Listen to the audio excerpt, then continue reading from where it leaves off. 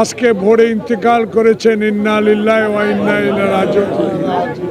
আমার সাথে ফজলুল হক মিলন সহ নেতৃবৃন্দ আমরা এই খবর শুনে, আমি নোয়াখালী থেকে এবং ফজলুল হক মিলন গাজীপুর থেকে ম্যাডামের এই মৃত্যু সংবাদ শুনে এসেছি।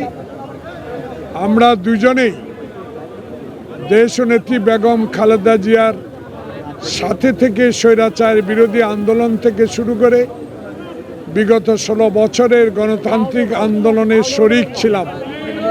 আজকে আমরা মাহারা গণতন্ত্রের সেই মহানায়ক যিনি ছিলেন দেশনেত্রী আমাদের থেকে বিদায় নিয়েছেন। আমরা অগণিত মানুষ যারা বিগত দিনে এই পার্লামেন্টের থেকে আমরা ওনার খুব কাছে ছিলাম। পার্বত্য চট্টগ্রাম আন্দোলন থেকে শুরু করে সেই 2006 সালে রাজপথের মিছিলে আমরা এই দুজনে ওনার সাথে উপস্থিত ছিলাম। তাই আমাদের অনুভূতি একটাই, আমাদেরকে ছেড়ে যিনি পরকালে চলে গেলেন, হাজার কোটি মানুষ আজকে তার জন্য দোয়া করবেন। সারা বিশ্বের মানুষ এই নেত্রীর জন্য দোয়া করবেন। আসার পরে আমরা জানতাম যে আমাদের নেত্রী অত্যন্ত অসুস্থ, হসপিটালাইজড। আমাদের নেতাকে নিয়ে আমরা এসেছি, ওনার মায়ের পাশে উনি দাঁড়িয়েছেন, জাতির পাশে দাঁড়িয়েছেন এই ক্রান্তিকালে।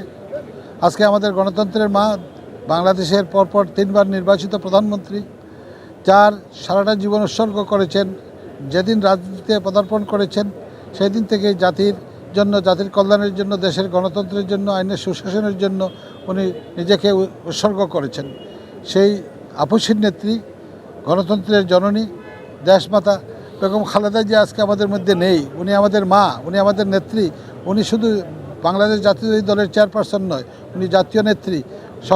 সকল ধর্ম, বর্ণ এবং পলিটিক্যাল মতভেদের নির্বিশেষে উনি একজন ঐক্যের প্রতীক। সেই নেত্রী আজকে আমাদেরকে ছেড়ে চলে গেছেন আল্লাহর কাছে।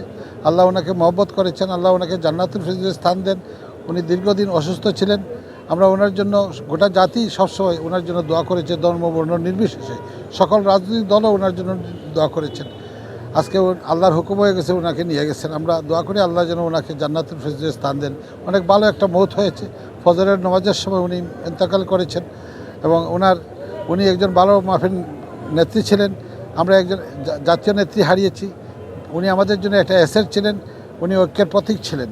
ওনার মতো নেত্রী আগামীতে আমরা পাবো কি না আমরা জানি না, তবে আল্লাহ ওনাকে ওনার কৃতকর্মের জন্য, যেসব ভালো কাজ করেছেন সেসব কাজের জন্য ওনাকে আল্লাহ রাব্বুল আলামিন জান্নাতুল ফেরদৌসে স্থান দেন। আমি মাহিদুর রহমান, বিএনপি চেয়ারপারসনের উপদেষ্টা, সাবেক যুক্তরাজ্য বিএনপির সফল সভাপতি ছিলাম এবং আন্তর্জাতিক বিষয় সম্পাদক কেন্দ্রীয় বিএনপি ছিলাম।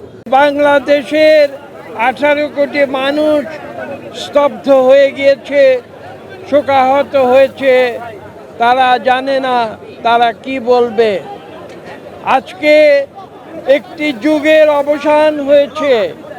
দেশনেত্রী বেগম খালেদা জিয়া, যিনি গণতন্ত্রের অতন্ত্র প্রহরী হিসেবে তার জীবনের একটি অংশ তিনি বাংলাদেশের মানুষের জন্যে বিলিয়ে দিয়েছিলেন। আপনারা জানেন 1982 সালে শহীদ প্রেসিডেন্ট জিয়া রহমানের তিরোধানের পরে রাজপথে নেমে এসেছিলেন দেশনেত্রী বেগম খালেদা জিয়া গণতন্ত্রের সৈনিক হিসেবে। তিনি রাজপথে ছিলেন, তিনি সম্মুখের দরজা দিয়ে রাজনীতিতে প্রবেশ করেছিলেন।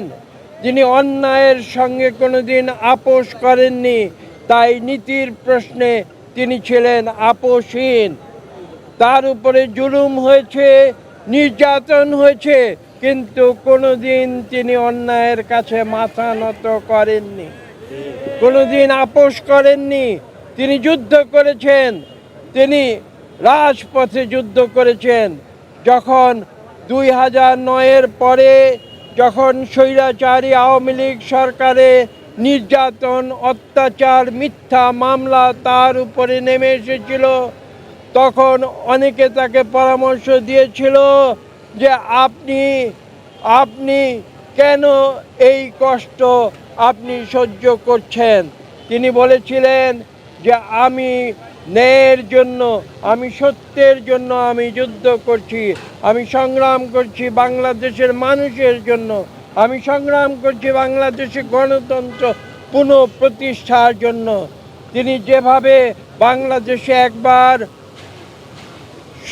সেনা শাসন থেকে অব্যাহতির জন্যে এদেশে যুদ্ধ করে পার্লামেন্টারি গণতন্ত্র ফিরিয়ে এনেছিলেন, ঠিক একইভাবে পরবর্তীতে 2024-এর ছাত্র জনতার আন্দোলনের পূর্ব মুহূর্ত পর্যন্ত তিনি গণতন্ত্রের জন্য সংগ্রাম করে গিয়েছেন।